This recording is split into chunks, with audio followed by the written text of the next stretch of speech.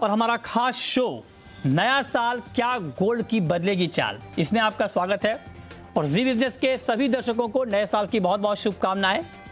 2021 में गोल्ड ने निवेशकों के लिहाज से, रिटर्न के लिहाज से निराश किया है और करीब करीब 4 से 5% की गिरावट हमने गोल्ड की कीमतों में 2021 में देखी है। लेकिन क्या 2022 में गोल्ड की खोई हुई चमक लौटेगी? क्या गोल्ड में आपके लिए पैसा लगाने का वक्त आ गया है? क्या गोल्ड के दाम तेजी से ऊपर जाएंगे या रफ्तार धीमी होगी?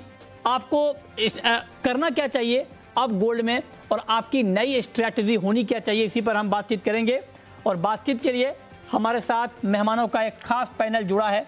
हमारे साथ हैं पृथ्वीराज कोठारी, जो कि प्रेसिडेंट हैं India Boolean and jewellers association के, हमारे साथ जुड़ रहे हैं इस वक्त। हमारे साथ आशीष पेठे हैं, चेयरमैन हैं जेम्स एंड ज्वेलरी काउंसिल के, और कोलिन शाह हैं, चेयरमैन हैं James and jewellery export promotion council के। आप सभी का बहुत बहुत स्वागत है खास चर्चा में। और आप तीनों को नए साल की बहुत बहुत शुभकामनाएं सर। उम्मीद करते हैं कि नया साल हम सब के लिए, आप सब के लिए बहुत खुशियों भरा रहे। और हम गोल्ड की चमक की बात कर रहे हैं तो कोठारी जी, मेरा सबसे पहला सवाल आपसे होगा कि जिस तरह से गोल्ड की कीमतों में हमने गिरावट का माहौल देखा 2021 में, करीब करीब 5% के आसपास की कमजोरी हमने गोल्ड में देखी। क्या गोल्ड की ये कमजोरी अब गोल्ड की मजबूती में तब्दील होगी? क्या गोल्ड की खोई हुई चमक 2022 में लौटेगी? आप उम्मीद करते हैं सर कोठारी जी? हाँ, सबसे पहले आपके सभी दर्शकों को नए साल की मैं बहुत बहुत शुभकामनाएं देता हूं। देखिए 2021 जो साल रहा, वो अगर आप देखोगे तो गोल्ड के लिए एक स्वर्णमय ईयर था। इसमें अगर आप देखोगे तो आफ्टर कोविड के बाद में जो एक डर का माहौल के बाद में भी गोल्ड का अगर आप फिगर देखोगे तो 800 से 900 टन इंपोर्ट हुआ है। तो गोल्ड ठीक है कि लास्ट ईयर जो प्राइस आप कंपेयर कर रहे हो, सडनली जो एक पेंडेमिक के हिसाब से एक प्राइस को काफी ज्यादा पुश हो गया था। बट ओवरऑल आप देखोगे तो गोल्ड का जो रिटर्न आ रहा है वो तकरीबन अच्छा ही रिटर्न आ रहा है और एक सेफ इन्वेस्टमेंट भी है। तो मेरे हिसाब से नेक्स्ट ईयर जो 2022 का है, फर्स्ट क्वार्टर में थोड़ी बहुत मंदी मुझे दिख रही है, उसके बाद में फिर से ये अपनी रफ्तार वापस पकड़ेगा और 1900, $1950, $2000 की पार चला जाएगा। तो सर, अगर आपको लगता है कि आप कह रहे हैं कि $1950 के ऊपर चला जाएगा, आपको लगता है कि गोल्ड का मार्केट रफ्तार पकड़ेगा, ये उम्मीद आप जता रहे हैं, तो एमसीएक्स पर या फिर हम यूं कहें कि इंडियन मार्केट में प्राइस क्या आप देख रहे हैं, एक्सपेक्ट कर रहे हैं? इंडियन मार्केट में मैं 51,000 रुपया, 51,500 रुपया देख रहा हूँ। अच्छा, 51,500। आप जी जी, दिसंबर के अंदर रुपये अपना काफी ज्यादा अप्रिशिएट होने की वजह से प्राइस के ऊपर ज्यादा इफेक्ट आ गया है। जबकि इंटरनेशनल मार्केट $1820 के आसपास आ गया है। ओके, ठीक है। तो मतलब आप घरेलू बाजार में भी और अंतर्राष्ट्रीय बाजार में भी आपको गोल्ड की कीमतों में तेजी दिख रही है। आशीष जी, अब मेरा आपसे सवाल ये होगा सर कि गोल्ड को लेकर आप ये देखिए कि 2020 में गोल्ड के दाम रिकॉर्ड ऊंचाई पर पहुंचे थे। जब कोरोना का मामला आया था तो जबरदस्त दुनिया भर में निवेश मांग गोल्ड में लौटी थी, उसका इंपैक्ट हमने प्राइस पर देखा। 2021 में हालात इसलिए बदले क्योंकि कोरोना के मामले काबू में आए, मामले कम हुए, तो उसके बाद ये हुआ कि गोल्ड से पैसा निकलकर इक्विटी मार्केट में गया। दूसरी तरफ फेड की तरफ से भी बार बार ये संकेत दिए जाने लगे थे कि अब टेपरिंग, जो आर्थिक राहत पैकेज है, उसमें कटौती की रफ्तार तेज होगी। और तीसरी बड़ी बात कि ब्याज दरों को लेकर भी फेड ने कहा है कि आगे जल्द कटौती, इसमें जल्द बढ़ोतरी होगी। तो ये तमाम ऐसे डेवलपमेंट रहे जिसने गोल्ड कीमतों पर दबाव बढ़ाया है। आपको लगता है कि ये सारे समीकरण 22 में बदल जाएंगे? गुड इवनिंग मृत्युंजय जी, सभी पैनलिस्ट और दर्शकों को नए साल की हार्दिक शुभकामनाएं, और आप सभी को भी। ये जो आप कह रहे हो सही कह रहे हैं कि 2020 में एक सोने के भाव में उच्चांक आया था, वो मेरे हिसाब से वो पैंडेमिक का रिएक्शन और सप्लाई साइकिल में जो डिफिकल्टीज आई थे उसके हिसाब से हुआ था। और जो अब हम इस बार बोल रहे हैं कि 2021 में लगभग 900 से 1000 टन का इंपोर्ट हुआ है, तो ये मेरे हिसाब से सिर्फ 2021 को अकेला अलग से देखना सही नहीं होगा। 2020 और 21 को साथ में जोड़ के अगर देखेंगे तो ये 2020 का जो इंपोर्ट कम हुआ था वो भी थोड़ा स्पिल ओवर हमें 2021 में देखने को मिला है। तो वो हमें एक तो ध्यान में रखना चाहिए। आने वाले साल के लिए तरफ बहुत सारे फैक्टर्स ऐसे हैं जो दोनों पॉजिटिव और निगेटिव दोनों है गोल्ड के लिए। जैसे ओमाइक्रॉन का अगर परिणाम बढ़ता है तो सोने के लिए पॉजिटिव है, लेकिन अगर टेपरिंग हो जाता है तो निगेटिव है। इकोनॉमी पूरे वर्ल्ड में इकोनॉमिक रिकवरी आ रही है, उससे जो फिजिकल डिमांड हम देख रहे हैं वो बढ़ रहा है, which is a positive for the industry. लेकिन गोल्ड, रुपया और डॉलर का एक्सचेंज रेट, ये सब सारे फैक्टर्स को ध्यान में रखते हुए मुझे लगता है कि 2022 मॉडरेटली पॉजिटिव होगा, ऐसा मेरा मानना है। और रेंज 1700 से लेके 1870 या $1900 तक रहेगी। और रुपये में देखने जाएंगे तो 50,000 से 50,500 तक टॉप लाइन में देखता हूं, और बॉटम में 47 तक एक बार जा सकता है। आप भी मानते हैं कि तेजी रहेगी लेकिन रफ्तार थोड़ी धीमी रहेगी। कोलिन शाह जी, अब मैं आपसे पूछना चाहता हूं सर, जो डेवलपमेंट हमने हाल के दिनों में देखा है इंपोर्ट को लेकर, एक्सपोर्ट को लेकर के, आपके हिसाब से इन्वेस्टमेंट बाइंग क्या गोल्ड में अब बढ़ेगी क्या ग्लोबली, अभी जिस तरह से ओमिक्रॉन की चिंता बनी हुई है? हाँ, हमारे हिसाब से जो हम देख रहे हैं आज ग्लोबल मार्केट्स में डिमांड बहुत अच्छी है, एक्चुअली रोबस्ट है, specially with the American consumer और चाइनीज कंज्यूमर। और दोनों मार्केट में गोल्ड की अच्छी डिमांड है डायमंड ज्वेलरी के साथ। तो इसके कारण एक we are seeing at least 5 to 10% upside in अगले 12 महीने में, एटलीस्ट डॉलर टर्म्स में। और डॉलर टर्म्स में इतना होगा, रुपया थोड़ा 3 से 5% अगर डी वैल्यू होगा तो इंडियन कंज्यूमर को 5 to 10% अगले दिवाली तक अपसाइड मिल सकता है। ओके, मतलब तीनों एक्सपर्ट एक ही पिच पर हैं और तीनों जानकारों की राय यह है कि गोल्ड के दाम 2022 में बढ़ेंगे, रफ्तार थोड़ी धीमी रहेगी, मतलब धीरे धीरे दाम ऊपर जाएंगे, 10% के आसपास की तेजी रहेगी, लेकिन तेजी रहेगी, ये बात तो क्लियर हो गई। अब कोठारी जी, मैं आपसे ये पूछना चाहता हूं सर कि गोल्ड के दाम तब बढ़ेंगे जब इन्वेस्टमेंट बाइंग गोल्ड में ठीक ठाक आएगी।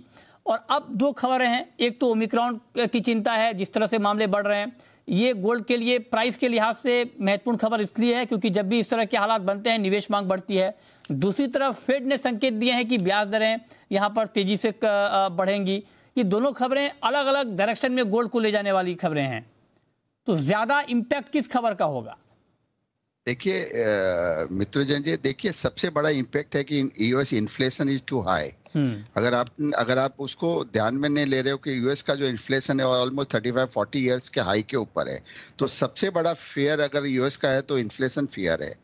तो उसके रहते अगर आप इन्फ्लेशन से कंपेयर गोल्ड को करोगे तो गोल्ड आज की डेट में गोल्ड का प्राइस $2800 होना चाहिए।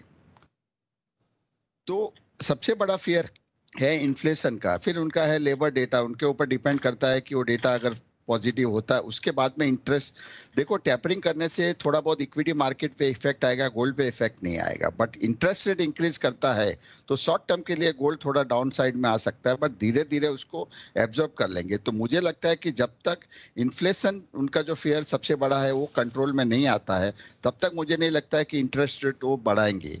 अच्छा, तो और आपने देखा होगा कि सेंट्रल बैंक की भी बाइंग अच्छी होती जाती है। जैसे प्राइस एक सपोर्टिव लेवल से नीचे आ जाता है, जैसे $1750 के आसपास आता है, फिर से बाइंग हो जाती है। चाइनीज बाइंग अच्छी है, प्रीमियम में बिक रहा है, इंडिया में बाइंग अच्छी है, हर तरह की डिमांड अच्छी है, सेंट्रल बैंक की भी बाइंग है। और इन्फ्लेशन फियर है, इंटरेस्ट रेट मुझे नहीं लगता है कि वो लोग इतनी जल्दी से बढ़ाएंगे। और टेपरिंग अगर करते हैं तो मैंने जैसे पहले कहा कि उस पर इक्विटी पे थोड़ा बहुत असर आ सकता है। ठीक है। हाँ, ये बात बिल्कुल ठीक है आपकी कि भले ही फेड बार बार ये संकेत दे रहा हो, लेकिन फेड के लिए बहुत आसान नहीं होगा ब्याज दरें बढ़ाना, क्योंकि 6% के आसपास की महंगाई जो कि 40 साल में सबसे ज्यादा है, उसको काबू में रखना भी एक बड़ी चुनौती फेड के लिए होगी। और एक्सपर्ट तो ये भी कहते हैं कि इसको बहुत आसानी से आप जो टारगेट है फेड का 2% के आसपास का, उस पर लाना 6% से घटा करके ये बहुत आसान काम नहीं होगा। और जब तक आसान नहीं होगा तब तक गोल्ड की चमक बनी रहेगी। ये एक लॉजिक तो गोल्ड को लेकर के लगातार आ रहे हैं।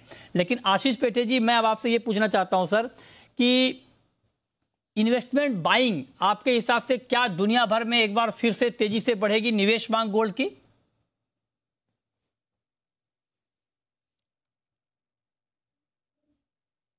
सर म्यूट पे हैं। हाँ जी। जब कभी भी हमने देखा है कि सोने की प्राइस में करेक्शन आई है 2-5% या 5-7%, तो जो फिजिकल डिमांड है इन्वेस्टमेंट का वो सब मार्केट्स में चारों तरफ से आ जाता है और उससे सोने के प्राइसेस को भी सपोर्ट मिलता है। तो मैं आगे जाते हुए स्पेशली ये कोरोना काल में गोल्ड में जो कॉन्फिडेंस सब इन्वेस्टर्स का बढ़ा है एंड कंज्यूमर्स का बढ़ा है, उससे इन्वेस्टमेंट डिमांड मैं आते वाले सालों में भी बरकरार देखता हूँ। अच्छा, तो आप कह रहे हैं कि निवेश मांग बनी रहेगी 2022 में। अब कोलिन शाह जी, आप जरा ये बताएं सर कि इंपोर्ट के हालात और एक्सपोर्ट के हालात क्या होने वाले हैं 2022 में, क्योंकि हमारी जो खपत है गोल्ड की वो हम सबसे ज्यादा इंपोर्ट करते हैं। जो हमारी खपत है उसका ऑलमोस्ट मेरे ख्याल से 97% के आसपास हम इंपोर्ट ही करते होंगे गोल्ड का। तो क्या सिनारियो इंपोर्ट का रहने वाला है और एक्सपोर्ट का भी 2022 में गोल्ड का? अगले अपने लास्ट 10 साल का अगर ट्रेंड देखेंगे तो इंडिया में 700 से 800 टन का इंपोर्ट हर साल होता है। तो हम वो एक्सपेक्ट कर रहे हैं कि अगले साल भी वैसा ही रहेगा, अनलेस की वी सी बहुत सारे लॉकडाउन के ऐसा कुछ आ गया, अगर ओमाइक्रॉन बहुत बुरी तरह से बढ़ गया तो। मगर अगर सब चीज नॉर्मल रहा तो विथ मे बी 10% ग्रोथ के साथ इंपोर्ट इतना ही रहेगा।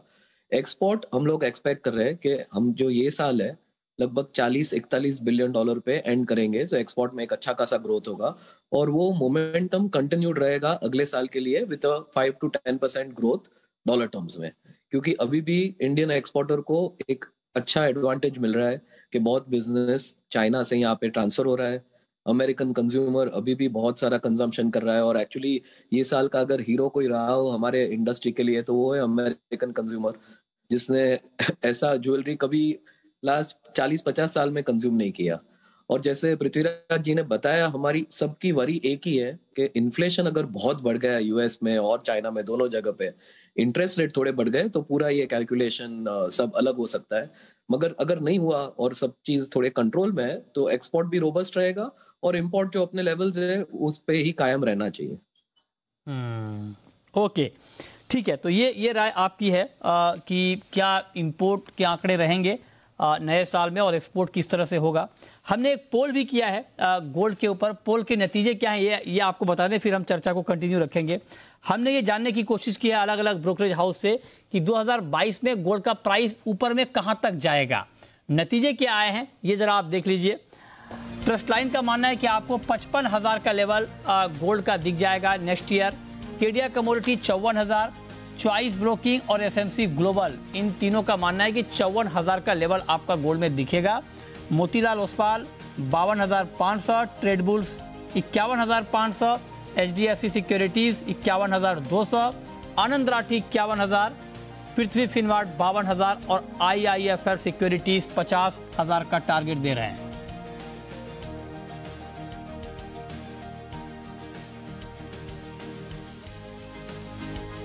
हमारे साथ तीनों खास मेहमान बने हुए हैं। कोठारी जी, जो पोल के नतीजे आए हैं उसमें भी एक्सपर्ट ने, ब्रोकर्स ने बड़ा सोच समझकर और बड़ा फूक फूक कर टारगेट दिया है, क्योंकि 2021 में कई बार ऐसा हुआ कि अब लगता था गोल्ड के दाम बढ़ जाएंगे, अब बढ़ जाएंगे, लेकिन ऐसा हुआ नहीं। मार्केट ने कई बार एक्सपर्ट को भी चकमा दिया है। तो मतलब मैं आपसे ये जानना चाहता हूं, दो सिनारियो हैं सर, और इन दोनों पर मैं आपसे जानना चाहता हूं कि अगर मान लीजिए, क्योंकि जो बात आपने कही वो तो है महंगाई अपनी जगह अमेरिका में, लेकिन फेड ने ये कहा है कि महंगाई के बावजूद वो ब्याज दरें बढ़ाने के संकेत फेड की तरफ से स्ट्रांगली मिले हैं। अगर मान लीजिए ये 1 मिनट के लिए ये मान लिया जाए कि फेड बहुत तेजी से 3 बार दरें बढ़ा दे अमेरिका में, क्या उस खबर को मार्केट ने भी डिस्काउंट कर लिया है या उसका एक बड़ा नेगेटिव इंपैक्ट आएगा, और अगर आएगा तब प्राइस क्या होगा?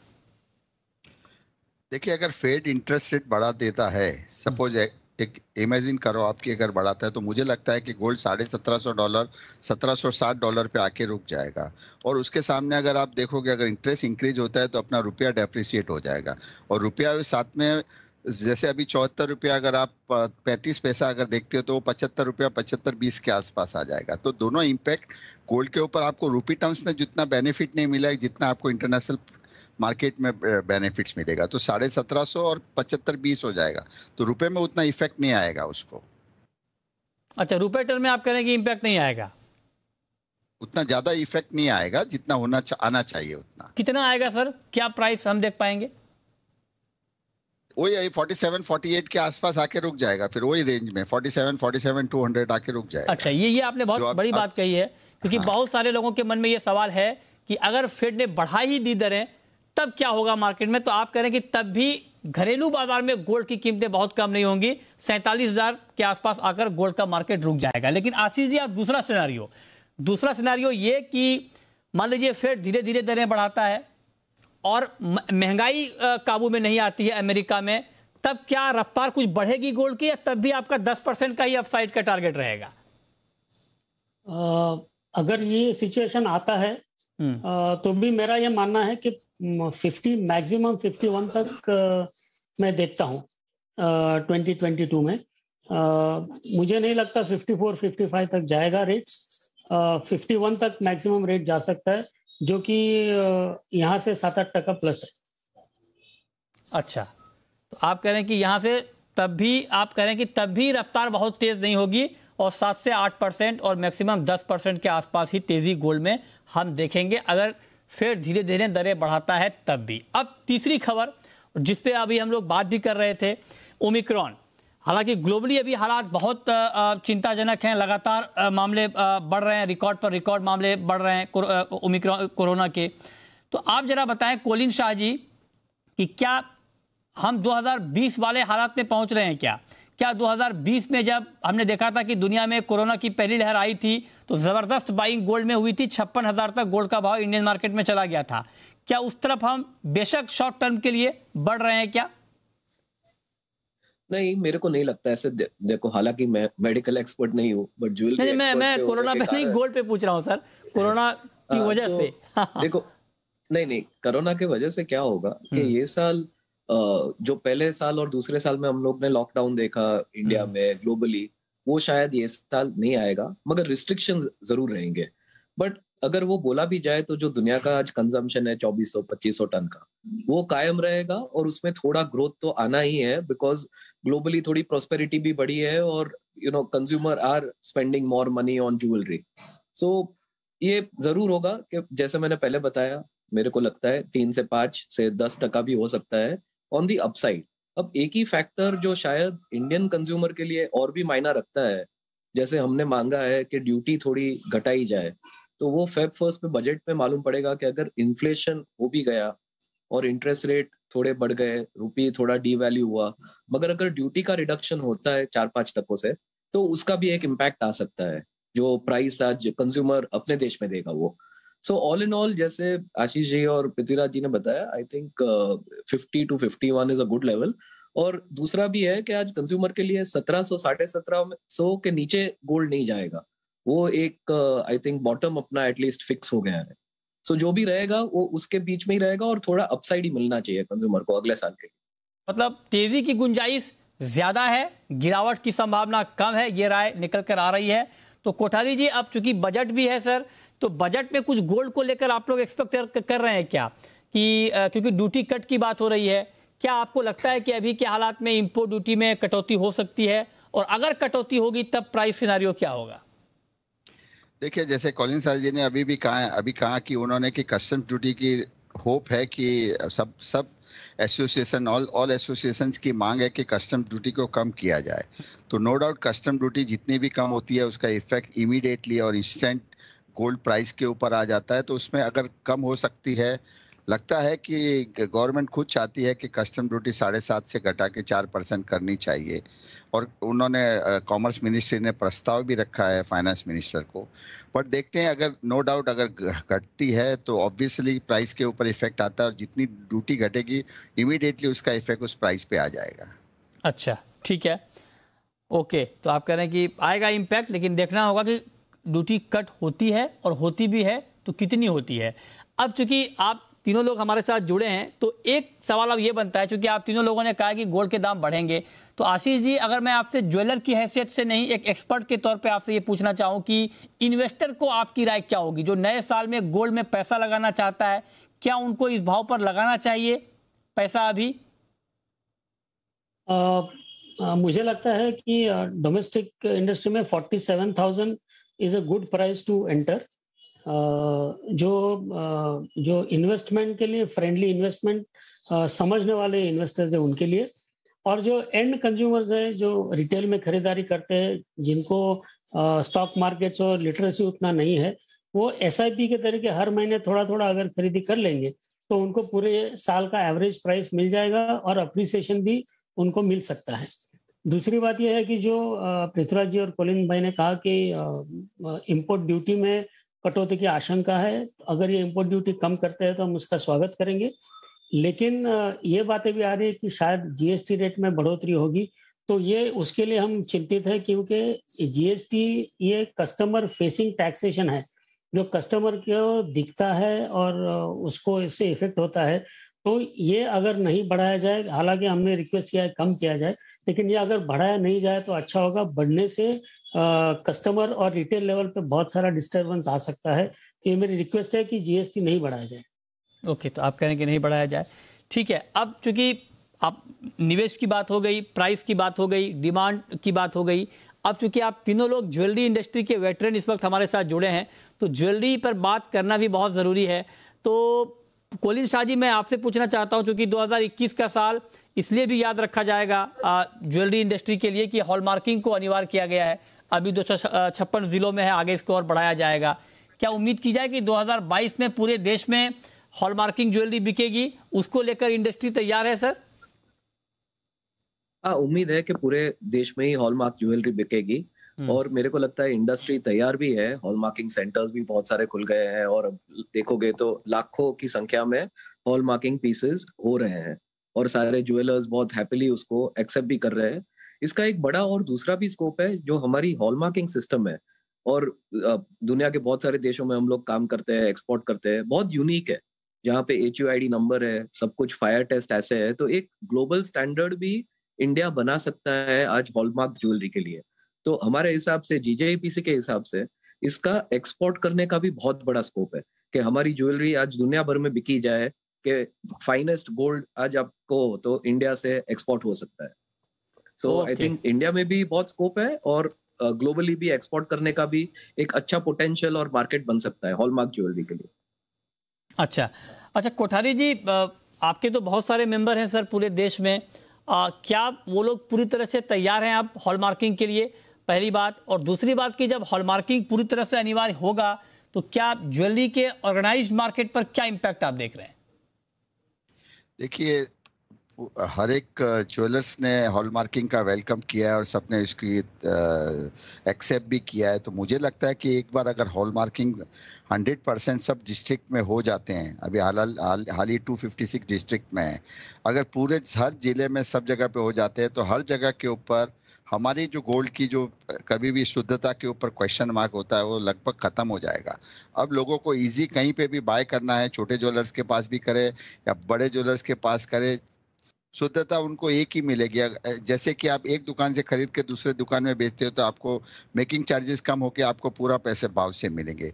प्राइस डिटरमाइन भी एक होने की संभावना है कि प्राइस भी अभी स्पॉट एक्सचेंज आने से प्राइस भी आपको एक मिलने चालू हो जाएंगे। तो मुझे लगता है कि हॉलमार्किंग होने से आपको हर जगह के ऊपर शुद्धता और प्राइस एक ही मिलेगी आपको। ठीक है, तो आप भी उम्मीद करते हैं कि ये हो जाएगा ये काम। आशीष जी, आप लोगों ने भी बहुत सारी डिमांड रखी थी अपनी हॉलमार्किंग को लेकर और तमाम जो नियम कानून यहाँ पर तय किए गए थे हॉलमार्क को लेकर, अब सर वो सारी समस्या दूर हो गई है? कब से पूरे देश में रोल आउट हो रहा है सर? कब से पूरे देश में हॉलमार्किंग के नियम लागू हो रहे हैं? मृत्युंजय जी, अगर पूरे देश में मैंडेटरी हॉलमार्किंग कानून लागू हो जाता है तो हम all India gem and jewellery domestic council की तरफ से उसका स्वागत ही करेंगे, पूरे ज्वेलर्स भी स्वागत करेंगे। लेकिन इसके पहले ये देखना जरूरी है कि ये 256 जिलों का सिलेक्शन कैसे हुआ था। 256 डिस्ट्रिक्ट सिलेक्ट वो हुए थे कि जहाँ पे एटलीस्ट एक तो हॉलमार्किंग सेंटर है, लेकिन उसके बाद जो 50-100 हॉलमार्किंग सेंटर्स बड़े हुए हैं, वो जो मैन्युफैक्चरिंग सेंटर्स भी वहीं पे बड़े हुए हैं। अभी तक अंदरूनी जिले में हॉलमार्किंग सेंटर्स नहीं हुए हैं। तो ये मैंडेटरी हॉलमार्किंग होने के पहले इंफ्रास्ट्रक्चर और डीप इंडिया में जाना जरूरी है। लेकिन इशू ये है कि मेजर मैन्युफैक्चरिंग 15 से 20 सेंटर में सम्मिलित हो गया है, तो वहीं पे मैक्सिमम हॉलमार्किंग होके जा रहा है। तो स्मॉल सेंटर में हॉलमार्किंग सेंटर बढ़ाना ये इकोनॉमिकली वायबल नहीं हो रहा है सेंटर ओनर्स के लिए। तो ये दोनों तकलीफ है। जब तक इसका सोल्यूशन नहीं मिलेगा तब तक 256 के बाकी वाले जो डिस्ट्रिक्ट्स है वहां पे मैंडेटरी हॉलमार्क लागू करना मुझे आज डिफिकल्ट लग रहा है। ओके, ठीक है, तो उस मोर्चे पर तो चैलेंजेस हैं कि हॉलमार्किंग सेंटर किस तरह से बढ़ाए जाएं।